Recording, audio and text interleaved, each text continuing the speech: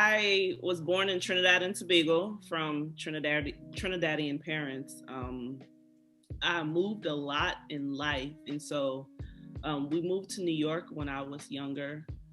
And New York is always fun because it's like a melting pot, right? So it has a bunch of different cultures, bunch of different religions, and so even though we moved away from it, you're still immersed in it because it's New York and it's a melting pot. So after New York, I moved back to Trinidad, and that was different.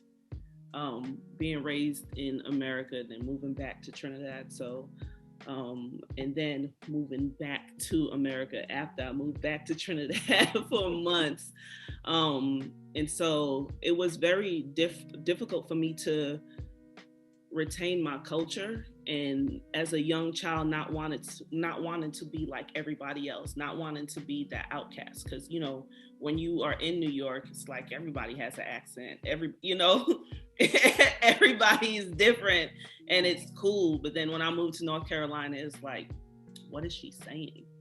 And so I remember wanting to be American so bad so that I can fit in, and so not paying attention to my culture or not really embracing my culture.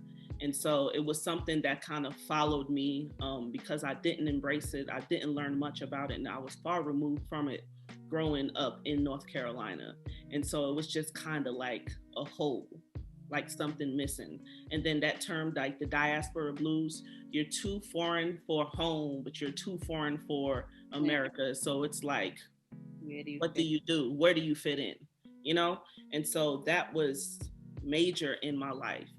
And so once I got to college, I was able to travel home a lot more, and life started to make sense for me. So, I'm a Caribbean girl, raised in America, a biologist, scientist, a dancer. Yeah.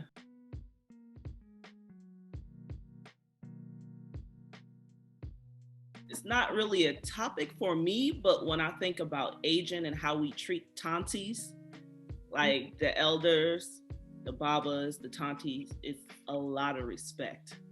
And so I see it like, you did your time, you have a lot of wisdom, and now you can just tell us what you want us to do, and we're going to respect you, we're going to love you, and we're going to be there for you and do it. So even in like the grocery store, if we see somebody, a tanti, they need something, we are going to go out of our way and we are going to help them, because it's a respect that's not really talked about. It's just kind of known. That makes sense. Carnival. Yes.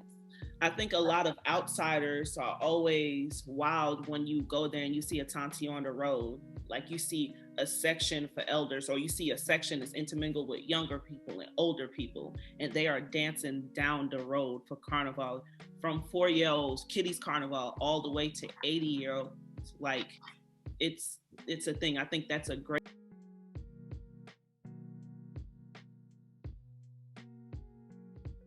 When I started to teach high school, I think I was the youngest teacher there. And so people would oftentimes treat me like I was dumb, or like I was a child, or like, oh, I thought you were one of the students. One of the students would have on a career dress with heels. Right. Okay. Um, I won teacher of the year, and they were just kind of like, oh, well, you're just so young, and you don't have to say anything to me about winning it. So you don't have to make up this something to just bring up the fact that I am young. Good observation. And so I dealt with it there, and I think after my first year, they were just kind of like, okay, her students' EOG scores are good, grades are good. She's really good with the kids. I guess we have to shut up. In my PhD program that I'm currently in, I've experienced racism, sexism, sometimes ageism, because I'm 33 and a lot of the doctoral students and candidates are younger than me.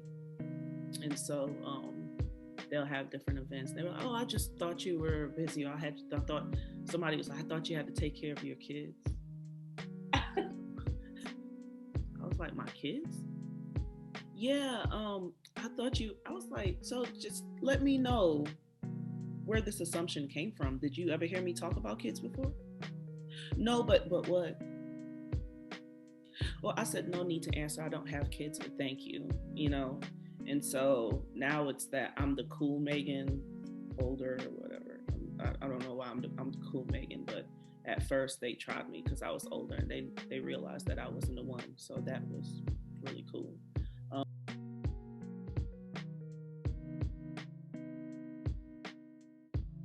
I think I have like a cheat card because one of my best friends is a gerontologist.